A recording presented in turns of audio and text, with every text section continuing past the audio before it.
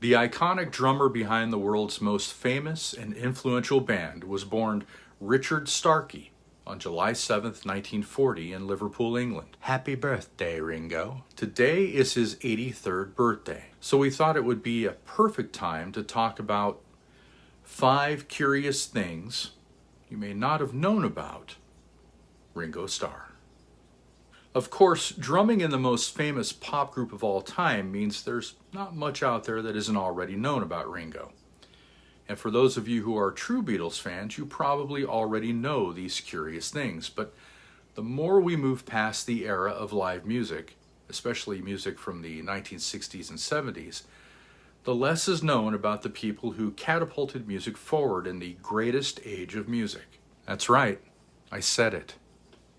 The greatest age of music. And with Ringo being one of the greatest drummers ever and probably the most influential, I thought it only right to talk about some of the lesser known aspects of this man's amazing life.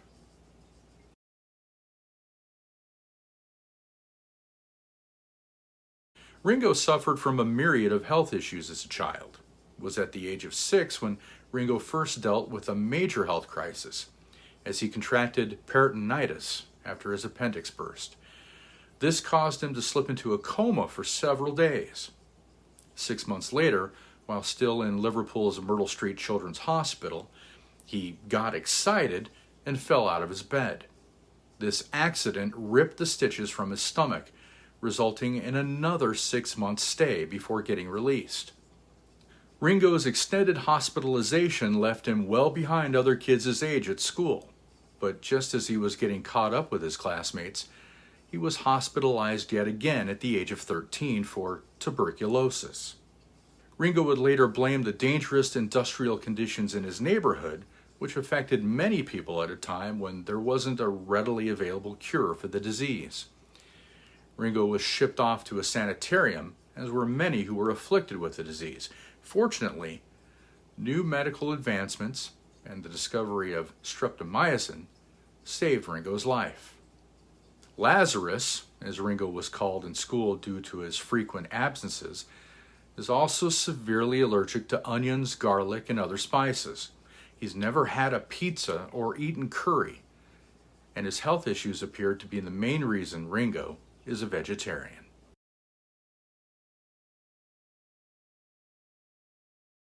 Ringo Starr is naturally left-handed. As a child, Ringo's grandmother taught him to do many tasks with his right hand because he grew up in an era where left-handedness was seen as incorrect. Ringo apparently still prefers his left hand, but he's been able to adapt to right-handed equipment in his musical career, making him somewhat ambidextrous. Taking the advice from his grandmother, Ringo plays on a right-handed drum kit. At the same time, however, going against everything his grandmother taught him, he leads with his left hand, making normal sweeping drum fills rather impossible.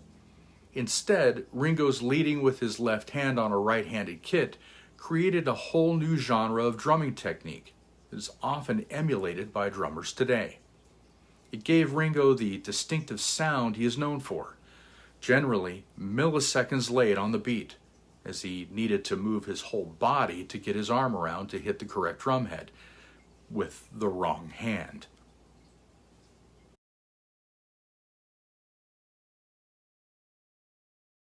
You'd think that the man who executed the drum solos in the songs such as The End would love showing off his stick skills, but you'd be wrong. Paul McCartney once recalled that he never met a drummer who more hated the drum solo than Ringo. Paul stated that they had to beg Ringo to do it.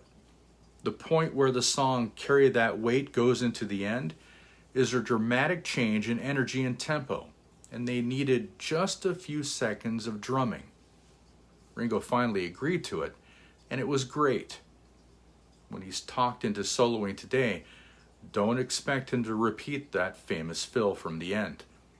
Ringo told Rolling Stone magazine, "I've got no idea how to do it. I could never do it again."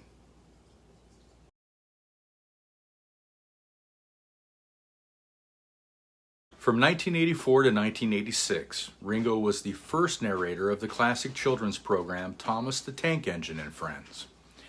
The series follows the adventures of Thomas, a blue steam locomotive on the fictional Northwestern Railway on the island of Sodor, and several other locomotives, including Edward, Henry, Gordon, James, Percy, and Toby. Ringo's original stint with Thomas lasted only 2 years, but was nonetheless iconic. He couldn't stay away for long, though. It turned out that Starr was so enamored with the world of the friendly talking railway engine that he returned to the universe and starred as the conductor in the spin-off series, Shiny Time Station, in 1990.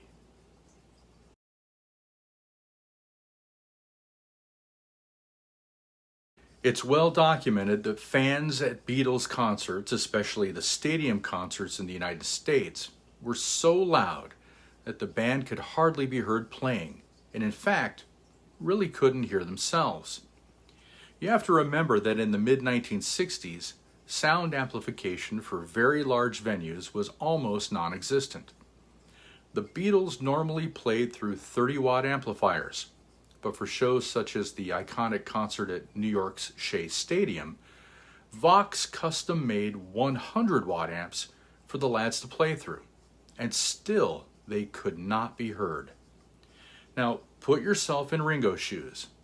Sitting behind a drum kit, behind John, George, and Paul, he could hear no music at all, only his own drum hits and screams of 20,000 teenagers pierced his ears.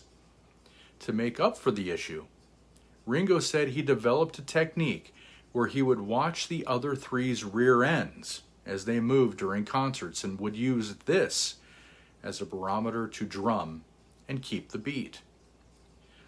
It was an ingenious method indeed, but even if Ringo missed a beat, I don't think there was a fan in the stadium who would have known.